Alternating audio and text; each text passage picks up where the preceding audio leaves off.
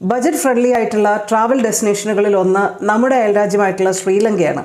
ഇന്ത്യയിൽ നിന്നും UAE നിന്നും ഒക്കെ ഒരുപാട് ആളുകൾ ശ്രീലങ്കയിലേക്ക് അവധിക്കാലം ചെലവഴിക്കാനൊക്കെ യാത്ര പോകാറുണ്ട്. ശ്രീലങ്കയുടെ സുന്ദരമായിട്ടുള്ള പ്രകൃതി സൗന്ദര്യം ആസ്വദിക്കാറുണ്ട്. ഇപ്പോൾ അങ്ങനെ യാത്ര ചെയ്യണം എന്ന് ആഗ്രഹിക്കുന്നവർക്കൊരു സന്തോഷ വാർത്തയാണ് ശ്രീലങ്കയിൽ നിന്ന് വരുന്നത്.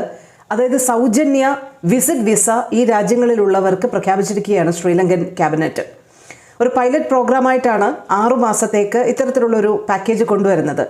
India, Nepal, Sri Lanka, UK, Netherlands, UAE അങ്ങനെ വിവിധ രാജ്യങ്ങളിൽ നിന്നുള്ളവർക്ക്, ചൈന 35ഓളം രാജ്യങ്ങളിൽ നിന്നുള്ളവർക്കാണ് സൗജന്യ വിസിറ്റ് വിസ അനുവദിക്കുക. ശ്രീലങ്കയിൽ സാമ്പത്തികമായി ഇപ്പോൾ വലിയ പ്രതിസന്ധി നേരിടുന്ന ഒരു സമയമാണ്. അതുകൊണ്ട് തന്നെ ടൂറിസത്തിൽ നിന്നും പരമാവധി നേട്ടമുണ്ടാക്കി സമ്പദ് വ്യവസ്ഥയെ മെച്ചപ്പെടുത്തുക എന്നുള്ളൊരു ശ്രമത്തിന്റെ ഭാഗമായിട്ടാണ് ഇന്ത്യ അടക്കമുള്ള 35 രാജ്യങ്ങളിൽ നിന്നുള്ള സന്ദർശകർക്ക് സൗജന്യ വിസ അനുവദിക്കാൻ തീരുമാനിച്ചിരിക്കുന്നത്.